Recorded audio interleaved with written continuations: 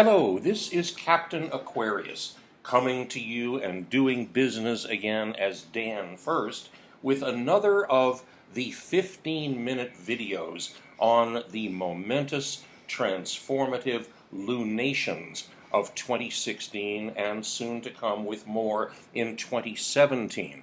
A lunation, as you know, is one of the two major phases in the lunar cycle. The black moon, which comes when the moon and the sun are in exact conjunction with each other during the moon's window of invisibility, to be followed soon by the new moon, that is, the moment 2 days later when the first thin cup-like crescent of the moon finally reappears in the sky. And the other lunation is, of course, the full moon, like the one we are going to talk about today. This is the full moon, which comes on December the 13th in areas that are in the Americas, that is west of Greenwich in England, and the full moon will be exact on December 14th in Europe and Asia, areas east of Greenwich. This chart that you see here is cast for 6:06 p.m. on December 13th of 2016 at the Standing Rock Indian Reservation in North Dakota. Obviously a subject of very high importance and interest to us now because of what has recently happened in a temporary suspension ordered by the U.S. Army Corps of Engineers in the construction of the pipeline that has been a subject of bitter controversy for months and months. An apparent victory has been won by those people who wish to stop the pipeline, but it cannot be regarded as a decisive victory by any means, because the capitalists who wish to build this thing are as relentless as telemarketers with a fever. They will be back. They will find their way to push their agenda again and again and again, and therefore a process of continual communal activism, organization, consciousness raising, and continual involvement and reporting will be required here. How is this reflected in the chart that we see right here? It is cast in the design that is called a European hub traditional, because, as you can see here, the configuration of this chart has very, very unequal allotments of space among the different houses here. Some of them being exceedingly narrow as only 17 degrees, others being very wide. So this kind of chart not only shows the actual configuration of the different houses on the wheel, but it is more accurate in showing the actual angles of relationship in the key players that we look at here. Which are the ones that we focus on most now? Well, look at the sun. In the sixth house of health and service relationships, in conjunction with the planet Saturn, that is the principle of limitation, the grounding of solid practical reality in the earth plane.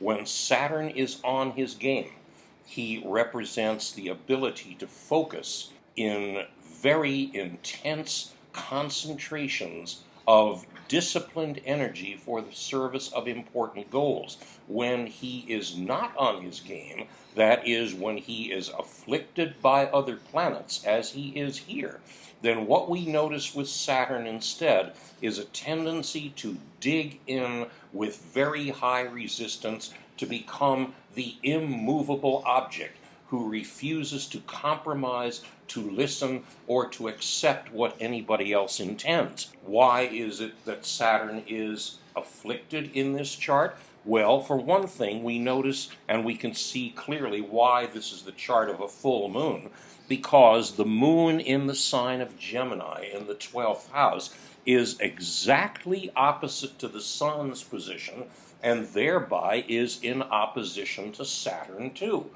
The other piece, however, of the stress and difficulty that is present here is the planet Chiron the healer, whom we see up in the 10th house of the chart. resembling the letter K in the sign of Pisces. Notice that he is in a 90-degree angle to the other players that we have looked at so far. This alignment with the Sun and Saturn on one side, opposite to the Moon on the other, and with Chiron at a 90-degree angle to both of these positions, is called a T-square. This is by its nature an angle of disharmonious tension, in which, unlike the angle, let's say, of an opposition only by itself, which is an angle of harmonious tension, tends instead to be a way in which people are refusing to get along, they are refusing to accept the arrival of necessary changes, they do not want to accept the energy of leverage, which is now in effect to help promote changes that are in many cases now long overdue and must now be put into effect. The practical effect of this T-square, then, requires a better understanding of the nature of Chiron the healer.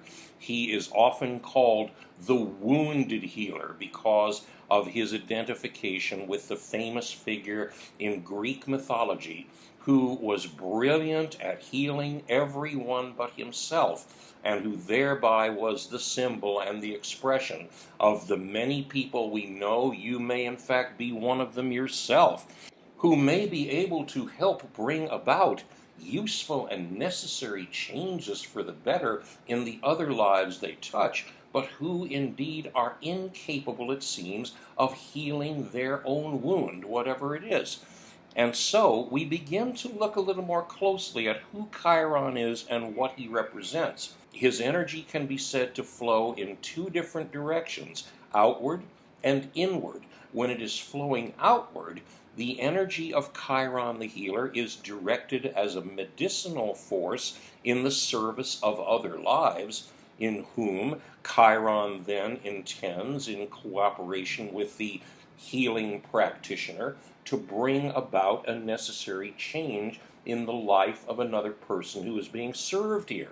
When the energy is going inward, which is indeed far more universal and important, because most of us are not in fact healing practitioners in literal terms, but all of us are people who are carrying wounds in some way, then the emphasis shifts toward the recognition and the working out and resolution of our own wound, whatever it is.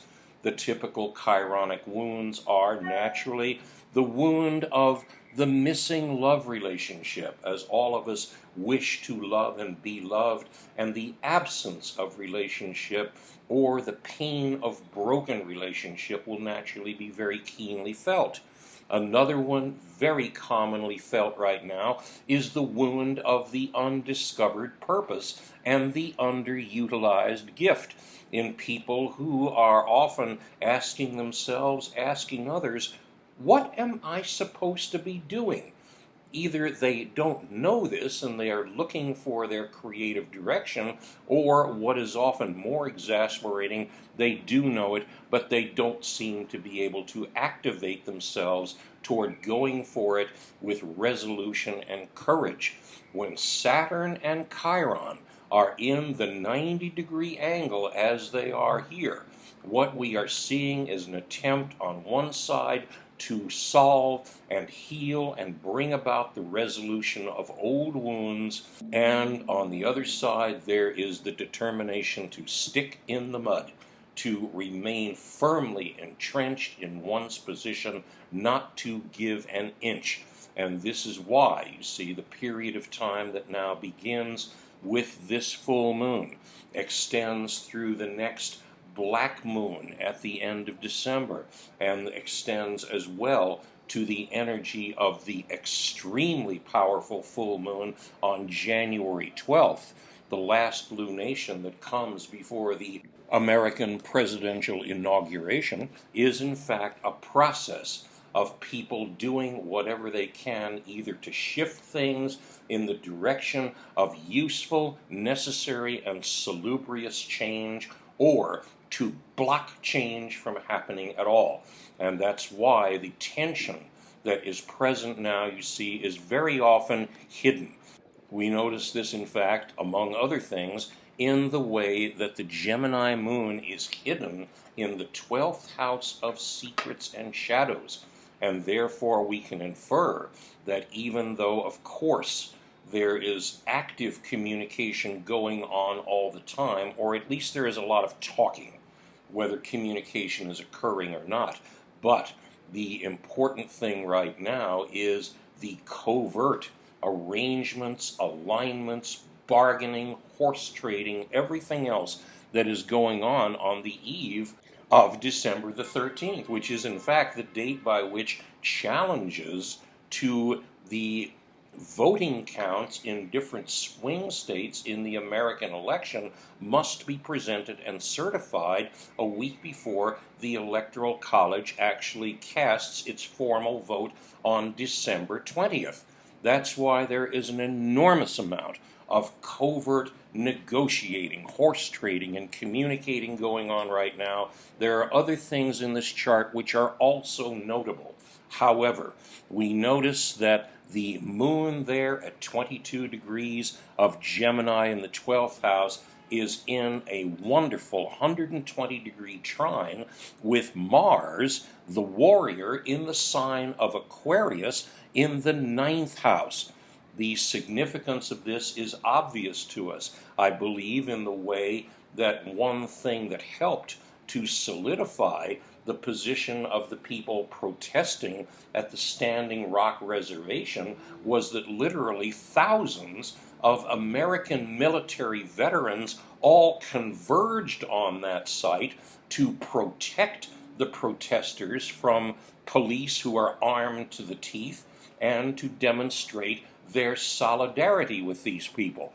This is an enormously important event, and it indicates, you see, that we may be at a shifting point whereby people are no longer angling mainly for only the advantageous public relations position of presenting the illusion, the spin, the scam, whatever it is. We can see this also there in the 9th house with the way that Neptune and the moon's node, the upside down horseshoe to the right of it, are gradually moving apart from each other. And by January of 2017, these two will no longer be in relationship at all, and therefore we will be beyond the phase in which we have recently seen the collapse, the withering away of so many relationships, now that lies and secrets which had been buried for so long have now emerged and have had their practical result in damaging so many relationships. We are entering the year of Saturn square to Chiron, as Saturn in his 29-year orbit moves more rapidly than Chiron in his 50-year orbit. Saturn will inevitably come into an exact 90-degree square alignment with Chiron. And as these two planets both move forward and retrograde, they will remain in this 90-degree square for much of the year. It therefore is going to be a time in which we witness this familiar tension between those who are working very actively to bring about something new and necessary, the new and necessary communal environmental activism on one side, or whether it is the new and equally necessary corporate fascist changes that are being brought about already by the new Trump administration.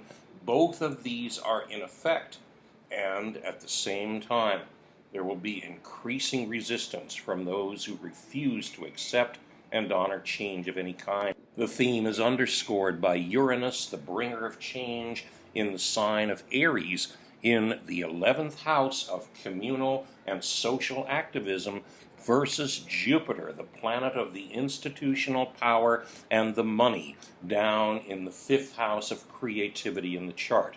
Therefore, it is a time when we are being called upon to coalesce our energies in the service of our most enlightened communal goals and our unstoppable freedom.